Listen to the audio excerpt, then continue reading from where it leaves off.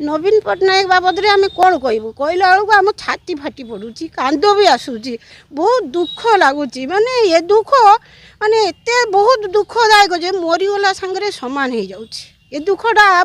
आम जीवन सारा भूली भी पारिमुनु एत बड़ दुख भी आम पाइमु बोली आशा केबे करिथिनुनु एत बड़ दुख पाइमु बोली केबे आम आशा करिथिनुनु एइथर फास्ट पाइनु मु जतिके 24 वर्ष हेलानी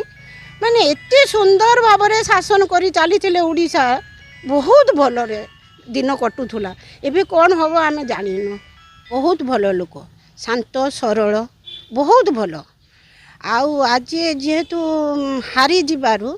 आउ ओडिशावासी बहुत कांदुचंती किंतु सी थिले ओडिशावासींकर बापा भी माँ भी माने लोक से भलिया माने ताकू मानुथुले आमर बापा हेने भी नवीन पट्टनायक कि माँ हेने भी नवीन पट्टनायक